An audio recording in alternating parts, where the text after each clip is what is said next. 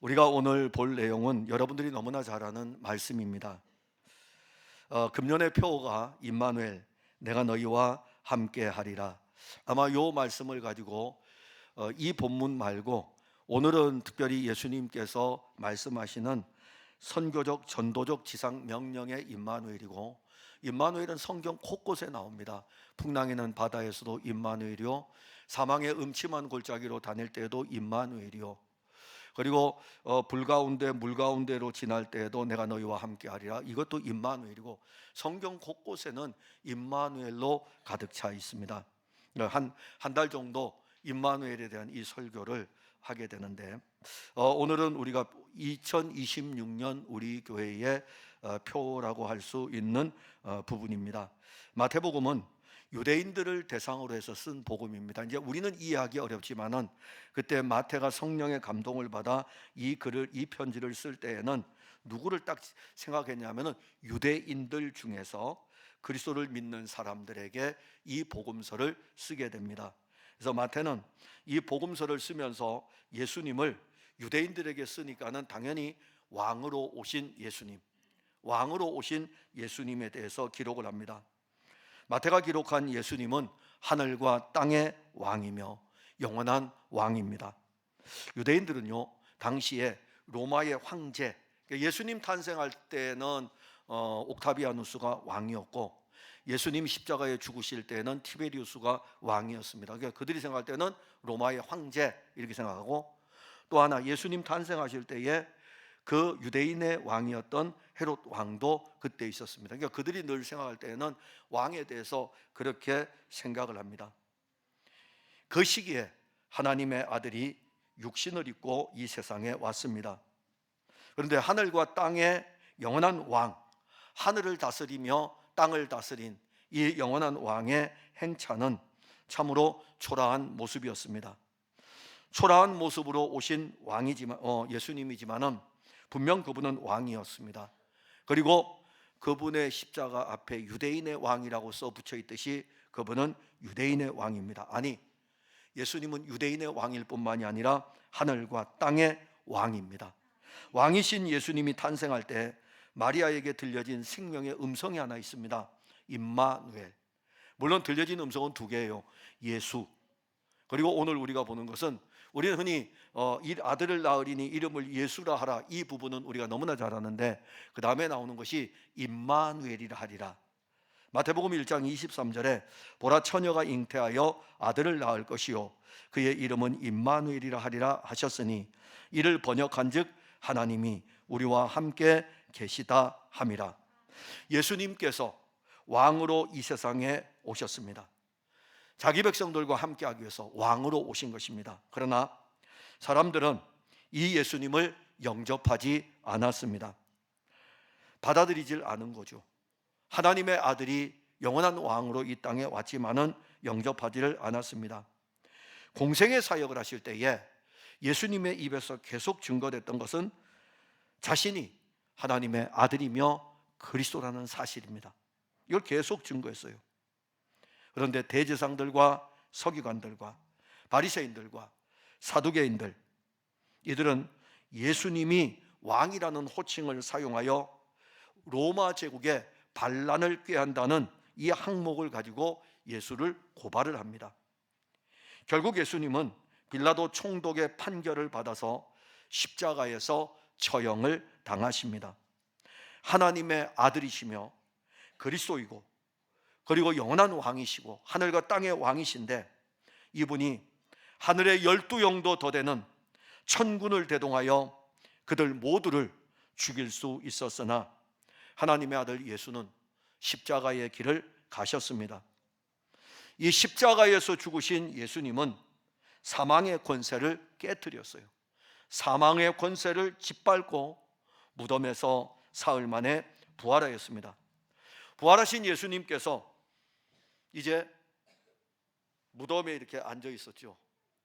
여인들은 날이 밝을 때에, 예수님이 장례가 안식일 날 시작이 되는 무렵에 예수님이 죽으셨기 때문에, 해가 지면 안식일의 시작이기 때문에 안식일의 시체를 만지면 부정한 자가 되기 때문에, 그래서 그들은 안식일에 예수님이 해지는 저녁에 십자가에서 죽으셨기 때문에 장례를 제대로 치를 수가 없었습니다. 급하게 치루었어요. 그래서 안식일이 끝나는 날 여인들은 이 예수님의 장례를 그래도 제대로 치러줘야 되기 때문에 안식일이 끝나는 새벽에, 해가 이제 떠오르는 새벽에 이 무덤을 향하여 갑니다. 그때 예수님께서 이 여인들을 만나십니다. 이 여인들을 만나시고 자기가 부활했다는 것을 알려주실 뿐만이 아니라 가서 제자들에게 갈릴리에서 만나자고 이렇게 말씀을 전해줍니다. 여인들에게, 야, 가서 너희들 지금 제자들이 있을 텐데 그 제자들한테 이야기를 해주라. 갈릴리에 한 산이 있는데 그 산이 어딘지 모릅니다. 그 산이 어딘지 모르지만은 그 산에서 만나자고 여인들에게 이야기를 합니다. 예수님은 이 갈릴리의 이 한 산에서 이제 제자들을 찾아가서 만나요. 제자들도 갈릴리의 산으로 가고 부활하신 예수님도 갈릴리 그 산으로 갑니다. 그리고 거기에서 마태복음은 이 말씀의 끝을 맺는 마지막 말씀을 선포합니다. 내가 세상 끝날까지 너희와 항상 함께 있으리라. 2025년의 한 해는 이미 우리에게서 멀리 떠났습니다. 지나간 시간입니다. 우리는 그 시간으로 돌아갈 수 없습니다. 이제 우리는 지금 2026년의 시간에 서 있습니다. 앞으로 우리는 2026년이라는 이 1년의 시간을 걸어갈 것입니다. 그리고 우리는 새로운 계획을 세웠을 것이고, 그리고 그 계획을 실행하기 위해서 즐거운 꿈도 꾸고 있을 것입니다. 그런데 우리는 이런 일들을 수도 없이 많이 했죠. 태어나면서 여러분들 스스로가 자기에 대한 계획을 세우면서 한 해를 출발했던 날들이 2026년 한 해만 있겠습니까? 2025년도에도 그렇게 했었고 2024년도에도 그렇게 했을 것입니다. 근데 그렇게 계획하고 지나오는 날들 속에서 뜻대로 되지 아니하고 수없이 많은 시행착오라든가 문제들이 또 앞에 있지 않았습니까? 우리는 아직 가보지 않은 2026년의 여정에서 우리가 원하는 원대한 꿈을 세울 수 있습니다. 그 꿈을 실현하기 위해서 어떻게 살아가야 되고, 그리고 그 일에 대해서 하나하나 어떻게 실행해 나가야 될지 구체적인 계획도 세울 수 있습니다. 그런데 우리가 알아야 될 것이 있습니다. 우리에게 주어진 2026년의 시간은 내 시간이 아니고 하나님의 시간이라는 것을 알아야 됩니다. 우리는 이 시간을 자꾸 내 시간으로 생각하고 내가 계획하고 내가 움직이려 하는데 역사를 주관하시는 분은 하나님이십니다. 2026년도도 하나님의 시간입니다. 이 길을 걷는 걸음은 내 걸음이지만 이 길을 인도하시는 분은 여호와 하나님이십니다. 우리는 오늘 우리가 걷는 이 길의 시작과 진행과 끝이 내게 있는 것이 아니라 여호와 하나님에게 있음을 알아야 합니다. 임마누엘, 내가 너희와 함께 하리라. 그렇다면 예수님과 함께 2026년을 걸어간다면 멋진 걸음 아니겠습니까? 누구하고 걷는 게 제일 멋지겠습니까? 누구하고? 예수님과 함께 시간의 주인이신 그분과 함께 걷는 이 걸음이 인생의 가장 멋진 걸음 아니겠습니까? 오늘 먼저 보는 것은 예수님께서 십자가와 부활 사건 이후에 이제 제자들에게는 나누어집니다. 어떤 제자들은 믿음으로 경배하는가 하면 어떤 제자들은 경배는 하지만은 아직도 반신반의합니다.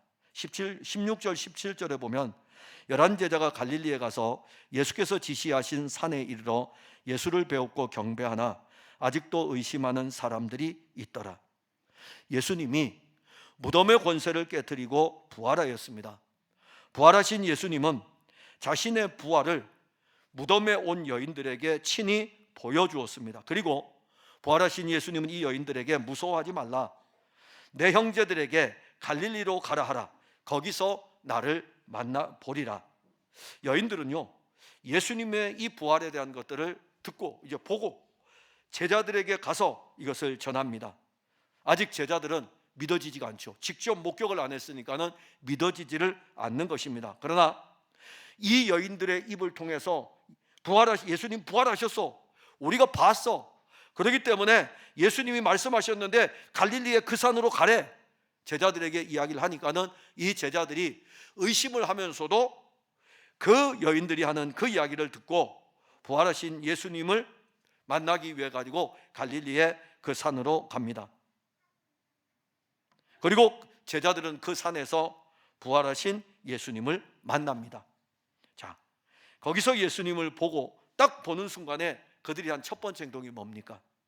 경배했다, 이렇게 표현을 해요. 이것은요, 우리가 오늘 증거할 때에 여러분 예배 좀 잘 드립시다, 그래서 예배를 잘 드리는 이런 차원이 아닙니다. 그냥 그분 보자마자 이 제자들이 그 산에서 딱 엎드려서 경배한다라는 이 표현은 엎드려 절한다는 거예요. 그게 그때 당시에 예배예요. 오늘 지금 우리가 이 예배 드리는 것이 그분에게 엎드려 절하고 있는 시간이라고요. 누가 시키지 않았어요. 그냥 부활하신 예수님을 그 산에서 보는 순간 그들은 엎드려 절했습니다. 그리고 그들은 이렇게 고백합니다. 주라고 고백하죠. 주라고 고백해요. 여기 이 고백하는 이 주가 대단히 중요한 단어입니다. 헬라어로 큐리오스라는 단어예요. 많이 들어보았을 것입니다. 큐리오스라는 이 단어 아주 중요합니다. 제자들은 이제 자기들의 입으로 누가 알려주지 않아도 이 산에서 그들은 예배를 드리면서 예수는 주이시다, 예수는 큐리오스이시다. 그러면 이 큐리오스라는 이 단어가 어떤 뜻인지 이제 알아야 되겠죠.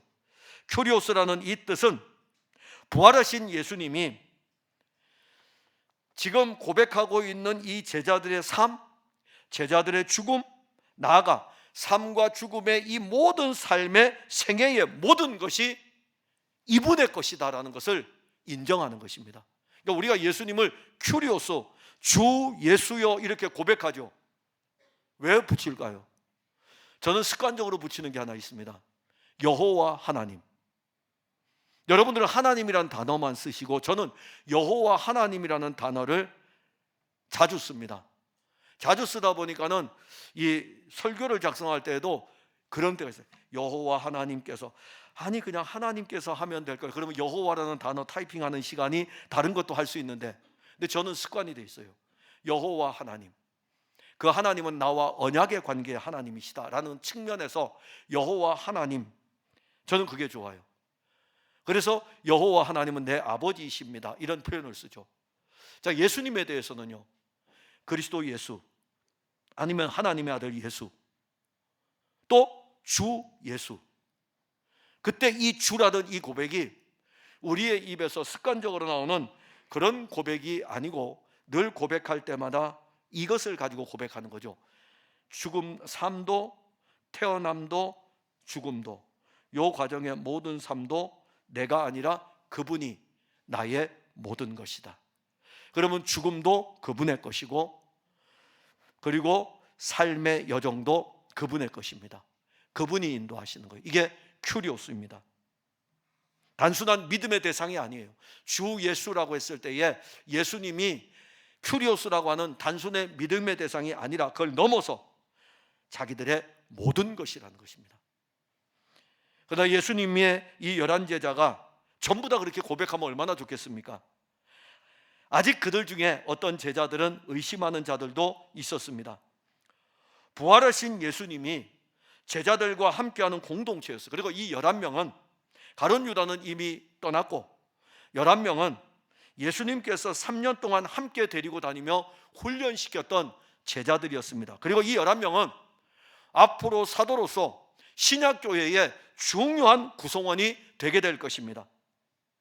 그럼에도 불구하고 이 11명 중에 어떤 사람들은 믿었지만 어떤 사람들은 아직도 의심하고 있는 것을 볼 수가 있습니다. 그런데 이 11명이요, 마태복음 28장에서는 아직도 의심하는 자들이 있지만 그 다음에 우리가 넘어가게 되면 이 사건 이어가지고 예수님은 승천하십니다. 승천하시고 난 다음에 하나님의 영을 보내주셔요. 성령이 오시고 난 다음에는 11명의 제자들 중에서 어느 누구도, 한 사람도 예수님을 큐리오스로 고백하는데 의심하는 자가 없었습니다.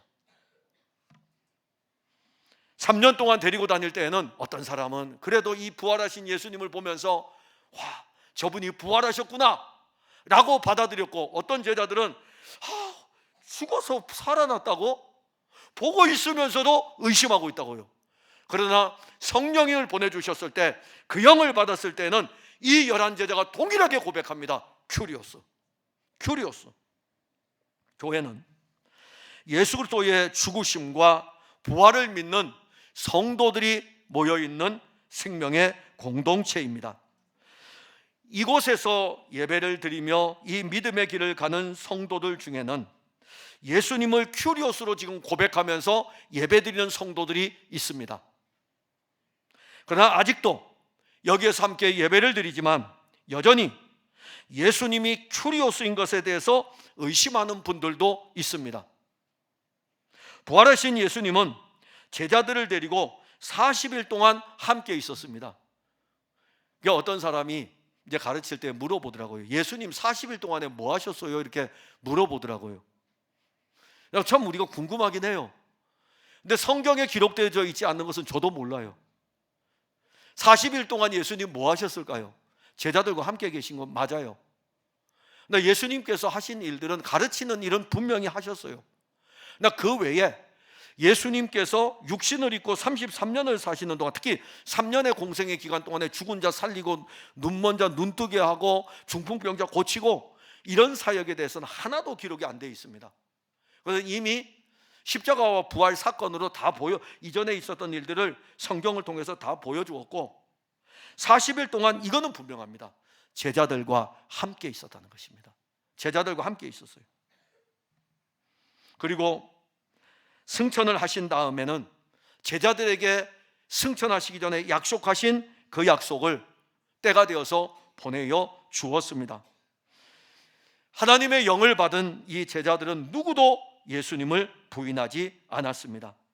이제부터 이 제자들의 삶은 예수님이 큐리오스로 믿어졌을 뿐만이 아니고 이 예수님이 그들의 전부였습니다.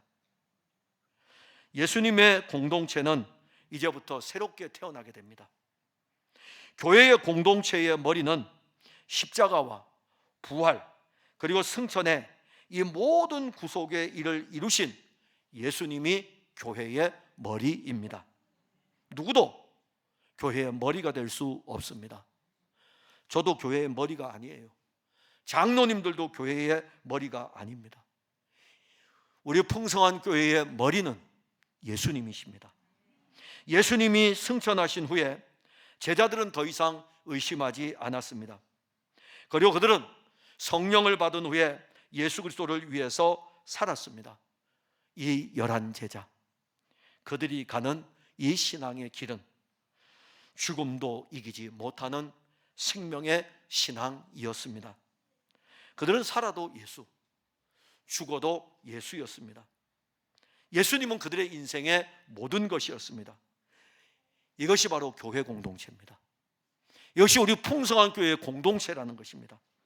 교회 공동체 안에 있는 성도들 중에는 여전히 예수님에 대해서 반신반의할 수 있습니다. 그러나 성령은 그들을 신앙의 사람으로 만들었습니다. 그 영이 오늘도 일하지 않습니까? 2000년 전에 오신 그 영이 오늘도 이 예배 가운데서 일하고 계십니다. 성령은 여기 모인 모든 사람들 가운데 예수께서 구주이심을 고백하게 하는 것입니다. 이 부활하신 예수님이 어떤 것을 가지고 있냐면 하늘과 땅의 권세를 가지고 있습니다. 18절에 보면 예수께서 나와 말씀하여 이르시되 하늘과 땅의 모든 권세를 내게 주셨으니, 마태는 예수님을 왕으로 나타내었습니다. 그러기에 이 마태가 지금 표현할 때에는 예수님을 하늘과 땅의 왕으로 지금 증언을 합니다. 왜 이렇게 증언을 할까요? 당연히 하늘의 왕이죠. 당연히 땅의 왕이죠. 그러나 지금 땅에는 누가 통치하고 있습니까? 로마의 황제가 이 세상을 지배하고 있으며 각 나라로부터 세금을 걷어들이면서 1만 달란트나 되는 그 엄청난 세금을 걷어들이고 있는 왕이 로마의 황제 아닙니까? 그래서 마태는 하나님의 영의 감동을 받아 기록하면서 로마 황제하고 비교할 수 없는 하늘의 왕이요 땅의 왕이신 예수님에 대해서 증언을 하는 거예요.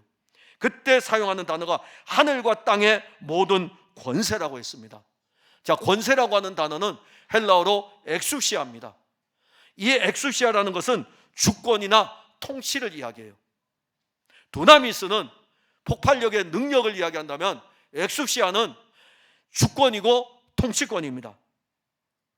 여러분들의 생명의 주권은 누구에게 있을까요? 엑수시아, 그거 이야기하는 거예요. 여러분들의 인생의 통치는 누가 합니까? 여러분들 스스로가 통제하면서 합니까? 엑수시아. 그다음 믿음의 사람은 하늘과 땅의 권세, 하늘의 권세도 엑수시아, 하늘의 엑수시아도 예수님, 땅의 엑수시아도 예수님. 주권과 통치권이 부활하신 예수님에게 있다는 것을 말씀합니다. 그리고 그분이 하늘과 땅의 왕이다. 자, 주권, 통치권은 누가 가지고 있습니까? 왕이 가지고 있는 거예요. 왕이 가지고 있는 것입니다. 그래서 왕이 있으면은 왕이 법보다 위에요. 왕이 법보다 위기 때문에 왕이 죽여 그러면 죽이는 거예요. 내 생사 여탈권도 왕에게 있는 것입니다. 그런데 이제는 부활하신 예수님이 하늘과 땅의 권세를 가지고 있습니다. 선포하고 있는 거예요. 빌립보서 2장 9절과 10절에 이러므로 하나님이 그를 지극히 높여 모든 이름 위에 뛰어난 이름을 주사 하늘에 있는 자들과 땅에 있는 자들과 땅 아래에 있는 자들로 모든 무릎을 예수의 이름에 꿇게 하시고, 꿇리는 거예요. 하늘에 있는 모든 것들도 예수 이름에 꿇리고, 땅에 있는 모든 것들도 예수 이름에 꿇리고, 땅 아래에 있는 것까지도 예수의 이름에 꿇리는 하늘과 땅의 모든 권세가 이제는 이 엑수시아가 예수님에게 있습니다. 부활하신 예수님께서 제자들에게 나타나셔서 하신 말씀은 내가 하늘과 땅의 권세를 가지고 있다고 말씀하신 것입니다. 그러면 예수님께서 그 하늘과 땅의 모든 권세를 가지고 무슨 일을 하십니까? 바로 자기 백성들을 구원하는 일을 하시는 거예요. 다른 거 없어요. 여러분들 이 세상에서 집 한 칸 지어주고, 여러분들 이 세상에서 직장에서 이렇게 쭉 자라서 승진하여 가도록 그러기 위해서 예수님께서 하늘과 땅의 권세를 가지신 것이 아니고, 허물과 죄로 말미암아 죽은 자기 백성들에게 이 죄의 문제도 해결해 주시고 사망의 문제도 해결해 주시는 그 권세를 가지고 계시다는 것입니다. 예수님은 이 하늘과 땅의 권세를 가지셨다고 말씀하시면서 제자들에게 이 말씀을 하셔요. 모든 민족을 제자로 삼으라. 본문 19절과 20절에 그러므로 너희는 가서 모든 민족을 제자로 삼아 아버지와 아들과 성령의 이름으로 세례를 베풀고 내가 너희에게 분부한 모든 것을 가르쳐 지키게 하라. 하늘과 땅의 권세를 가지신 이 예수님께서 11 제자를 딱 앞에 두고 이제 말씀을 하시면 내가 가지고 있다 이겁니다. 그리고 내가 너희를 보낸다 이겁니다. 제자들을 보내는 거예요. 하늘과 땅의 권세를 가지신 영원한 왕이 그 권세를 가지고 모든 민족을 향하여 나아가도록, 그래서 이 모든 민족의 사람들을 제자로 삼으라고 그들을 부르시고 보내실 것에 대해서 말씀하십니다. 그런데 여기 여러분들 보게 되면은 19절에 그러므로 너희는 가서 모든 민족을 제자로 삼아라고 했을 때에 이 제자라는 헬라어 단어가 그냥 여러분들은 잘 모르시지만 우리는 이제 헬라어를 배우니까요. 마데테스가 원래 제자거든요. 제자예요. 근데 이 제자라는 단어를 마데테스로 쓰지 않고 마데튜오로 씁니다. 마데튜오는 뭐냐 하면은 동사예요. 동사라는 것은 뭐냐 하면은 제자를 만들라는 거예요. 그러니까 제자를 삼아라는 이 말씀은 제자라는 의미가 아니라 이 동사 단어 마데튜오라는 이 단어 안에는 제자를 만들라는 것입니다. 그러면 예수님은 3년 동안 무슨 일을 하셨습니까? 바로 앞에 있잖아요. 11명. 제자를 만드는 일을 하신 거예요. 제자를 만드는 일을 하신 것입니다. 3년의 기간 동안 예수님은 어떻게 제자를 만드셨습니까? 다른 거 없어요. 제자를 만드는 방법은 예수님 자신이 하나님의 아들이니까 자신이 하나님의 아들인 것을 가르치고 자신이 구원자인 것을 가르치는 일입니다. 제자들은 3년 동안 공부를 하면서 예수님과 함께 하면서 이것을 듣습니다. 그리고 예수님은 자신이 하나님의 아들인 것을 가르칠 뿐만이 아니라 하나님의 아들인 것을 보여줍니다. 이게 바로 마데튜오입니다. 그냥 불러서 제자다 이렇게 하는 마데테스가 아니라 마데튜오라고 하는 3년 동안의 제자를 양성하는 이 과정을 이야기하는 것입니다. 예수님이 십자가에 죽으신 후 부활을 하였습니다. 이제 부활하신 예수님은 잠시 후에 여기에서 말씀하시고 나서 잠시 후에 하늘로 올라갈 것입니다. 자, 하늘로 올라가시게 되면 예수님의 사역은 끝나요. 근데 그렇게 끝나면 11명만 구원받습니다. 그렇게 끝나면 11명만 구원받아요. 그 이후에 오는 세대는 구원과 상관이 없습니다. 누군가가 이 복음을 전해야 돼요. 그래서 누군가가 이 복음을 전해야 되는데 모든 민족을 제자를 삼기 위해 가지고 요 11명을 갈릴리의 한 산으로 부르신 것입니다. 그리고 이 11명에게 특별한 사명, 제자 삼는 사명을 부여하는 것입니다. 사도행전 1장 8절에 보면은 오직 성령이 너희에게 임하시면 너희가 권능을 받고 예루살렘과 온 유대와 사마리아와 땅끝까지 이르러 내 증인이 되리라 하시니라. 제자들이 성령을 받았습니다. 자, 예수님 이 말씀하시고 하늘로 올라가셨어요. 자, 이제 예수님 안 계십니다. 그런데 약속한 대로 성령은 오셨습니다. 하나님의 영이 온 것에 대해서 영은 보이지 않는 것입니다. 보이지 않지만 하나님의 영이 왔다는 것은 불에 혀같이 갈라지는 현상들이 이 영을 받은 사람들에게서 막 나타나는 거예요. 그리고 방언하는 역사가 일어나고, 이거는 보여줘야 되기 때문에, 왜냐하면 영이 안 보이는데 영이 왔다는 것을 보여주니까는 엄청난 일들이 나타났습니다. 그리고 또 하나가 있어요. 그 영을 받은 이 제자들이 그 다음에 사도행전에 기록된 것은 예루살렘과 온 유대와 사마리아와 땅끝까지 다니면서 모든 사람을 제자 삼으라는 예수님의 말씀을 따라 제자 삼는 일을 하고 있었던 것입니다. 누가 명령한 것도 아니에요. 성령이 너희에게 임하시면 너희가 권능을 받고 예루살렘과 온 유대와 사마리아와 땅끝까지 이르러 내 증인이 되라가 아니라 되리라. 성령을 받고 나니까 그들이 나가서 이제는 예수를 전하는 제자로서의 그 길을 걸어가며 또 다른 사람을 제자로 삼기 위해서 그 길을 가고 있었던 것입니다. 사도행전 6장 7절에 보면 하나님의 말씀이 점점 왕성하여 예루살렘에 있는 제자의 수가 더 심히 많아지고 허다한 제사장의 무리도 이도에 복종하니라. 예루살렘에 있는 제자의 수가 더 심히 많아지고 11명이 아니고 예루살렘에 있는 제자의 수가 더 많아졌습니다.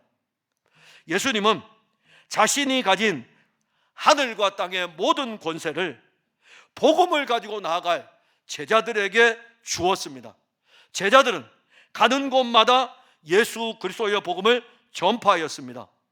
그런데 이들이 이 복음을 전할 때에 하늘과 땅의 권세가 이 제자들을 통해서 나타났고, 나타나니까는 죄와 사망 아래 있던 자들이 죄와 사망의 권세를 깨뜨리고 예수님에게로 나오는 것입니다. 이게 엄청난 권세예요. 가는 곳마다 이들은 복음을 전파하고 교회를 세우고 제자들을 세웠습니다. 그리고 오늘 예수님께서 말씀하신 대로 제자를 삼는 이 일을 통해서 하는 일이 뭐냐면은 아버지와 아들과 성령의 이름으로 세례를 베푸는 것입니다. 세례라는 의미가 뭡니까? 세례라는 의미는 사실 구별이에요. 구별입니다. 그러나 세례의 의미는 구별이면서 그리스도와의 연합인 것입니다. 육은 죽는 것이고 이제는 그리스도의 사람으로 새롭게 사는 것이 바로 세례인 것입니다. 이 일들이 제자들이 복음을 전하는 곳마다 일어납니다. 그리고 그 또 나와요. 제자들에게 가르침을 받은 사람들은 그 말씀을 배우게 되고 그 말씀을 가지고 있게 됩니다. 즉 마태복음 28장 19절 20절은 제자를 삼아 교회 공동체의 유익한 일꾼으로 키워가는데 여기에 나타나는 것은 세례를 베푸는 일, 예수님이 분부한 모든 것을 가르치는 일, 가르친 것을 자기가 끝까지 가지고 있을 수 있도록 하는 일, 이게 바로 제자입니다. 제자 삼는 과정이에요.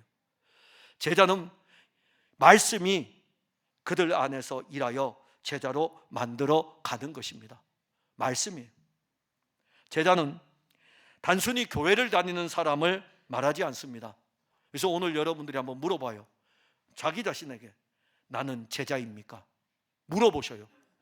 나는 제자입니까? 이렇게 물어보셔요. 그 다음에 나는 교인입니까? 물어보셔요. 교회를 그냥 다니는 사람입니까? 또 하나는 나는 성도입니까? 주님은 우리에게 제자입니까? 라는 이 부분을 질문을 던집니다. 제자가 되었다는 것은 예수님을 영접한 사람입니다. 제자가 되었다는 것은 예수님의 말씀에 가르침에 계속 붙들려 있는 사람입니다.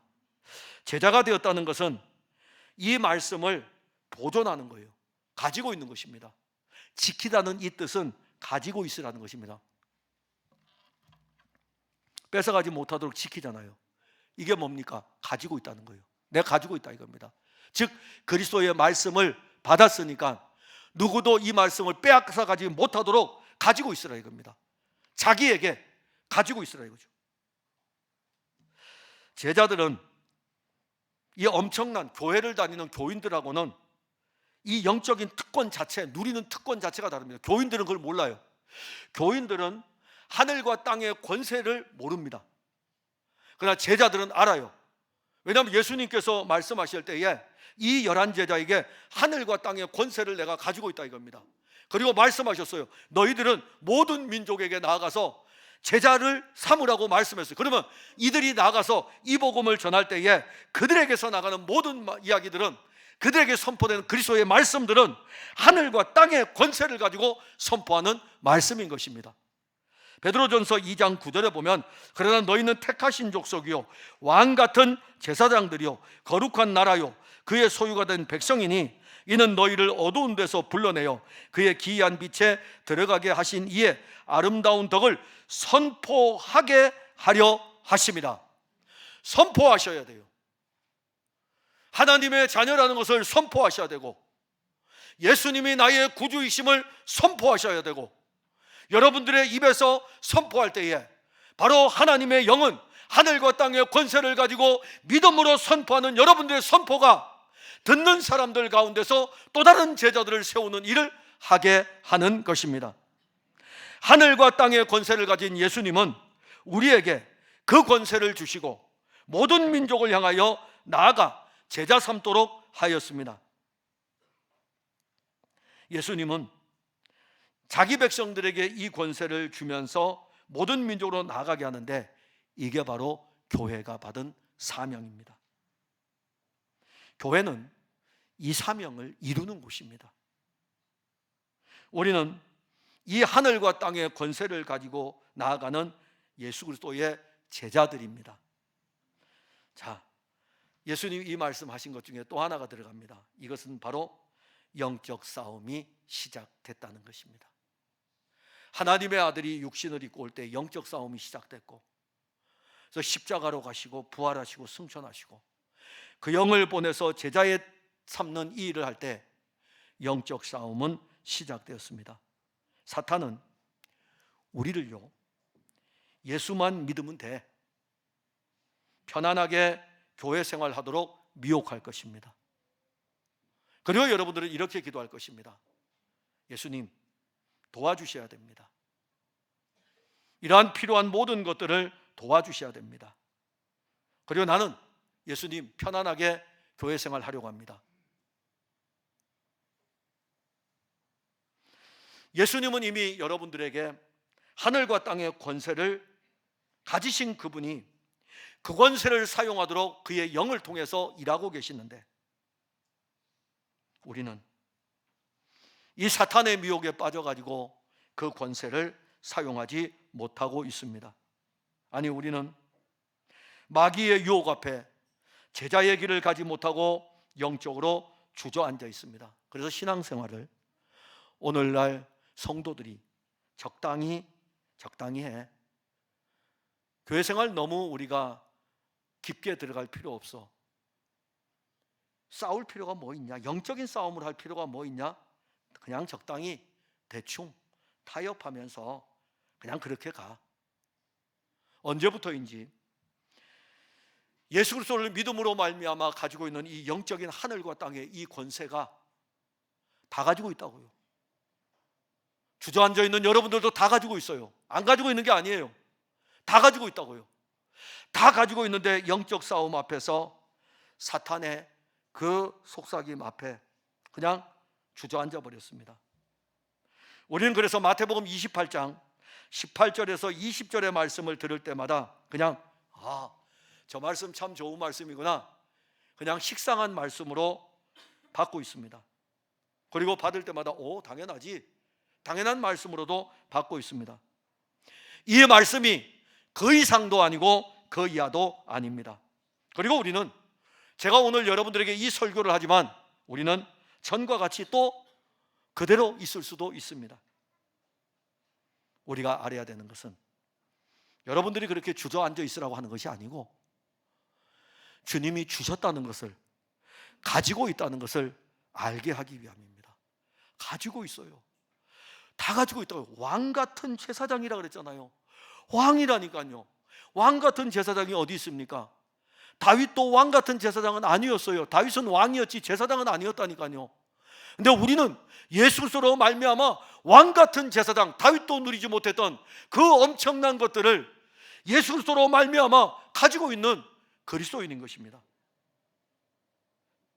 우리를 제자로 부르시고 제자를 삼는 일을 하도록 이 권세를 주었는데 우리는 주저앉아 있습니다.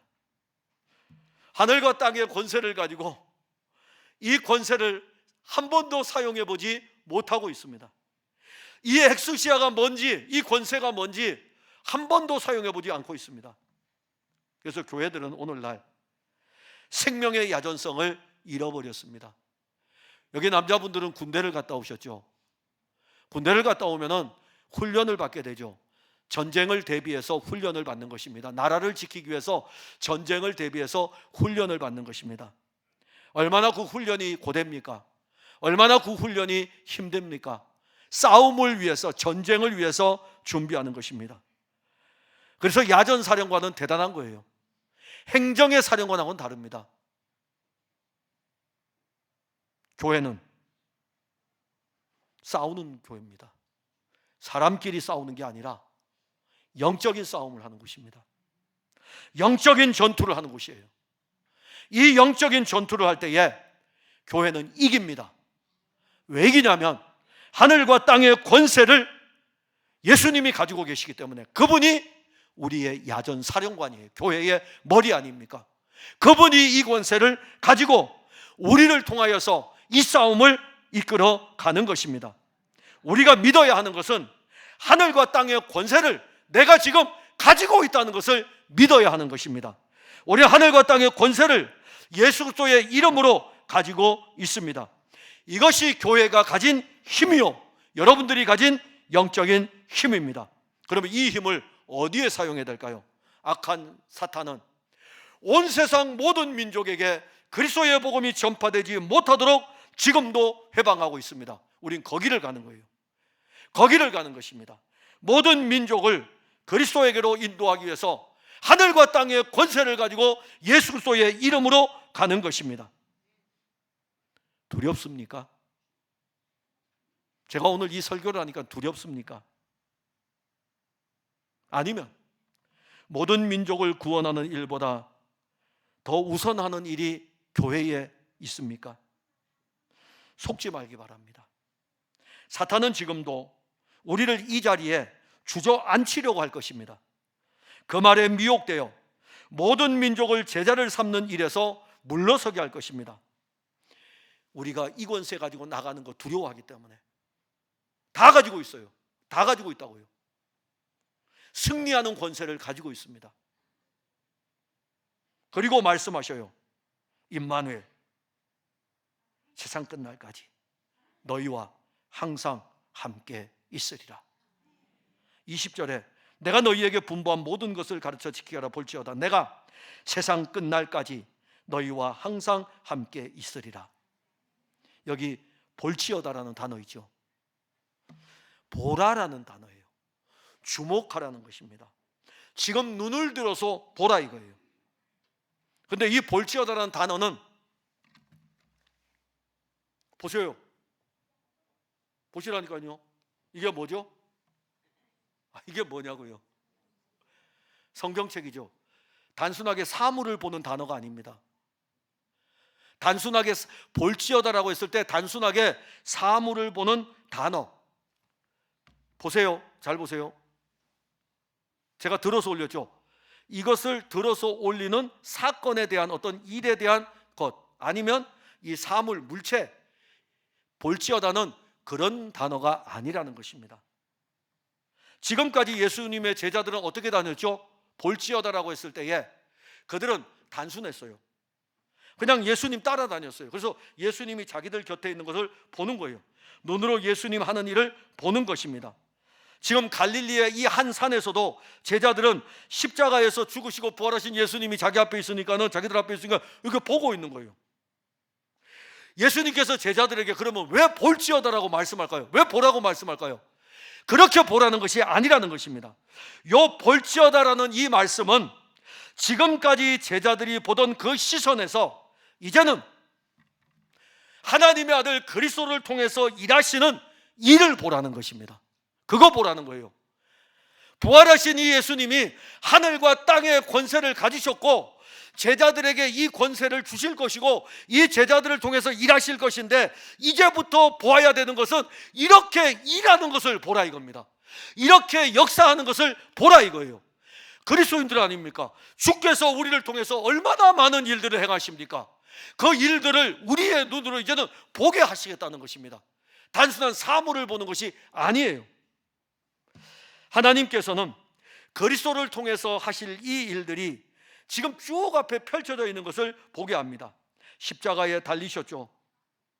제자들 그 십자가에 달린 예수님 그 광경을 보지 못하고 떠나기도 합니다. 사망의 권세를 깨뜨리고 무덤에서 부활하였습니다. 제자들은 자기들의 시선으로 이 모든 광경을 보고 있었습니다. 그러나 예수님은 십자가와 부활이 일상에서 일어나는 어떤 한 사건이 아니라 이것이 하나님이 하시는 일이라는 것입니다.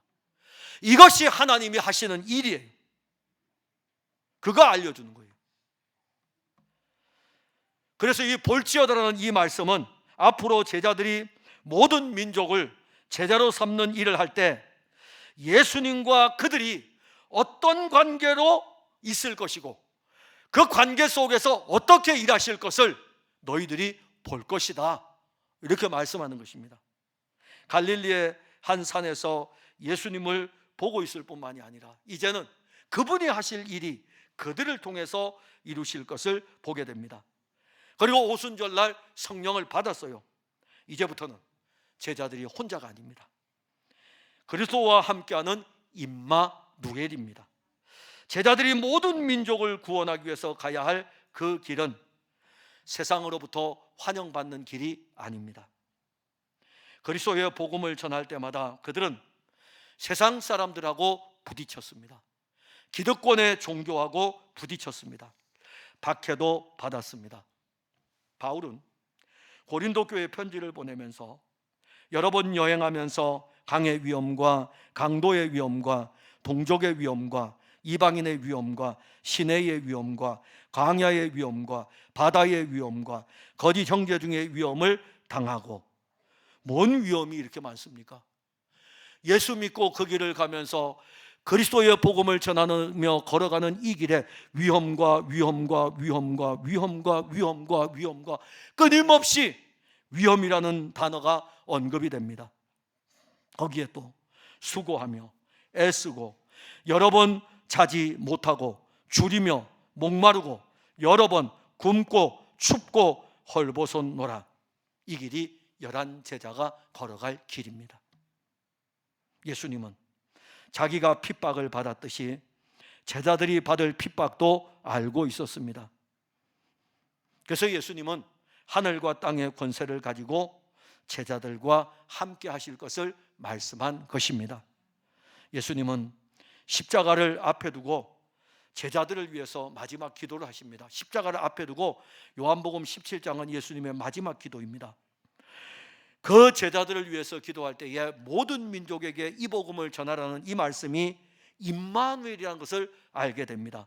요한복음 17장 20절 21절에 내가 비옵는 것은 이 사람들만 위함이 아니요 또 그들의 말로 말미암아 나를 믿는 사람들도 위함이니 아버지여 아버지께서 내 안에 내가 아버지 안에 있는 것 같이 그들도 다 하나가 되어 우리 안에 있게 하사 세상으로 아버지께서 나를 보내신 것을 믿게 하옵소서. 연합이에요. 이제는 함께 가는 것입니다. 2026년의 이 길이 생명의 연합입니다. 이 길을 걸어가는 동안에 그리스도는 우리와 연합되어 가십니다. 우리는 임마누엘의 은혜를 피상적으로 자꾸 접근을 하려고 합니다. 임마누엘은 피상적이지 않습니다. 생명의 실제입니다. 하나님의 아들이 우리와 영원히 함께 합니다. 그러면 누가 우리를 이길 수 있겠습니까? 사랑하는 성도 여러분, 우리 중에 아직도 임마누엘에 대해서 의심하는 분들이 있습니까?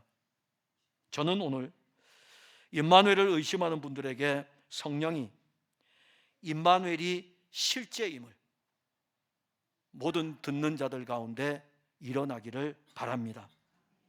의심하지 않아도 됩니다. 우리와 함께 하시는 예수님은 하늘과 땅의 권세를 가지고 있습니다. 그리고 우리와 함께 하시면서 그 권세를 우리 가운데 나타내시고 우리를 통해서 그 권세를 사용하고 있습니다.